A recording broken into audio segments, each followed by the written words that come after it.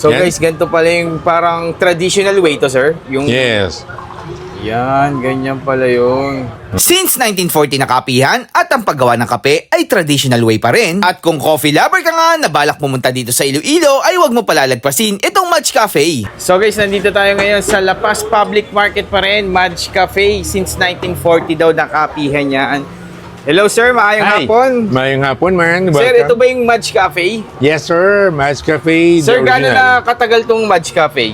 Since 1940. So, we're turning 84 years old. Yes. Parang nakita ko yung may banner doon, parang mga Kastila pa ba sir? Yes po. Kastila That's pa yung mga- Iloilo. Yes, oh. Ano to sir, minana nyo sa mga Lolo. Lolo. Yes, Pang third ilang lolo? generation. So, Three third generation na tayo.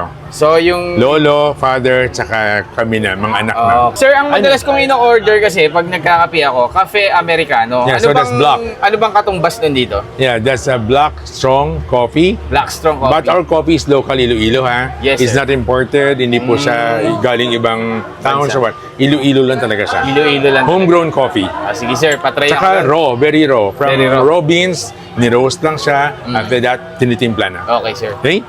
So, strong black tayo. Ice, no? You want it Ice, ice. ice. Okay. Okay, sir. Here. How much yan sir yung ganun? It's only 70. 70 pesos. Yes. Dami ring mga mug dito sir. Ano yan, binibenta sir? Or... Yung mugs, ginagamit ng regular customers natin. Yes. Tapos... So, they have their own mugs here. Ito, sir. Oh. Ayun, oh. So, Ayun, this oh. is the colador, then the takware, and we have the base here. Ito yung base natin. Yeah. Yung... Ganun pala yun, no? Parang sinasala talaga siya, no? Yes. Okay. So Yan. guys, ganito pala yung parang traditional way to, sir. Yung Yes. yan, ganyan pala yung. Mm.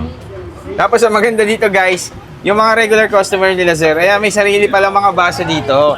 So pag pumunta ka dito, kunyari may baso ka nang napili, pagbalik mo, sir, yun pa rin ang baso. Yes, yun yung ginagamit. Oo. Yung part of like, you know, aside from it's parang privilege, Yes, sir. parang hygienic din kasi Tama, isa yun lang yung ginagamit. Oo. You need to add a little powder para to ma-spice up natin yung ano. Yan lang. Ano yung Powder sir lang. nilagay? Powder? Yeah. I'll let you smell the powder. Wow, grabe. Very raw. Very raw, no? Talaga nakakagising siya. Yeah. At saka wala siyang flavors, ha. Yes, sir. So excited. Sige. So ulitin natin Yes, sir.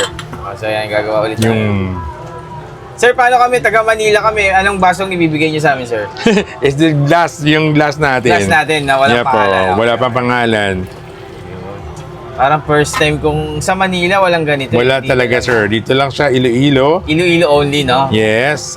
Siguro Singapore, but they're using tea, right? Mm. Tea tarek yun eh. Galing, oh. Mm. Wow. Okay, sige. We will have it, ano muna, para medyo lumabas yung ano ng coffee, ha? So paulit-ulit pala siya, sir. Yes.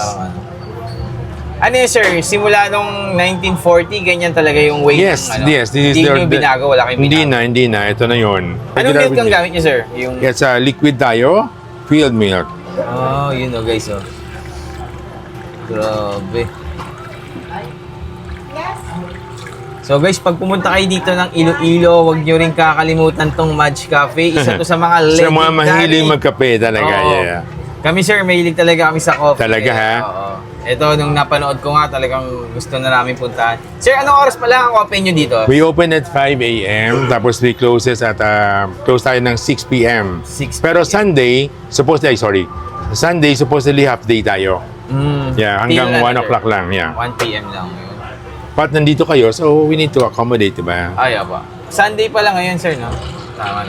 Ayun. Wala kang sugar, sir, no? Wala, sir. Hindi po ako nag-sugar. Sige. Okay. Yan ako na, ha? Apa, sige pa.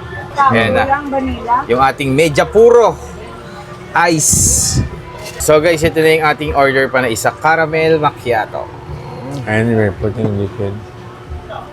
May ganang gatas. Oh. Mm. So yung mga ka-food trip at nandito nga tayo ngayon sa Mudge Coffee, isa sa mga legendary na kapihan dito sa Iloilo since 1940, and then yung mga Kastila pa yung mga dating mga customer nila.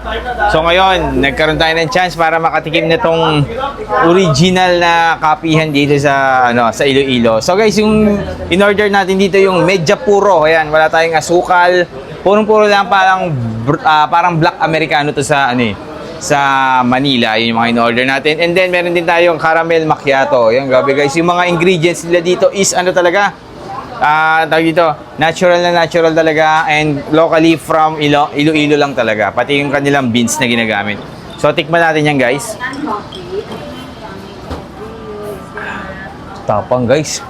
Parang gising ako ng isang araw na to Sarap. And then, bukod sa masarap guys, nakakatuwa dito yung baso mo. Pag regular customer ka nila dito, iniiwan mo lang. Pagbalik mo, yun din yung basong gagamitin mo, may pangalan.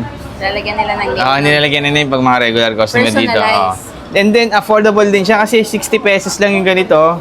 So, napakamura. Dito lang to sa La Paz Public Market. Patingin nga ako ng caramel macchiato. Sarap. Grabe. Diba? Ang sarap ng mga kape nila dito, guys.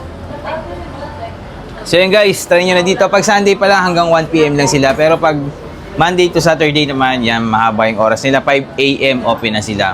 So yun lang mga ka-food trip. Thank you.